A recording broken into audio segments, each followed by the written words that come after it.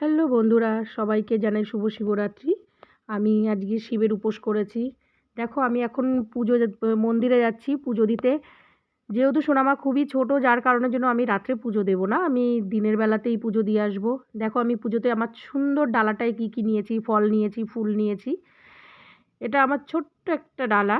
এখানে দেখো সব কিছু আছে পুজো দেওয়ার মতন। এখানে রয়েছে তোমার বাতাসা আছে, ধূপকাঠি, মোমবাতি রয়েছে। তারপরে বেরিয়ে গেলাম, আমাদের বাড়ির পাশেই একটা মন্দির আছে, সেখানে আমার সুন্দর একটা ডালা নিয়ে। দেখো পুজোর ডালাটা কি দারুণ লাগছে দেখতে।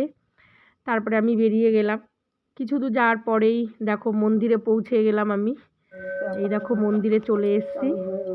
আমার যেহেতু সোনামার এবার প্রথম শিবরাত্রি, যার কারণের জন্য দেখো সোনামা তো খুবই ছোট, ওকে নিয়ে আমি রাত জাগতে পারবো না, যার জন্য আমি দুপুরবেলাতেই শিবের মাথায় জল ঢেলে দিয়েছি। কে কে আমার মতন দিনের বেলা জল ঢেলেছো কমেন্টে জানিও।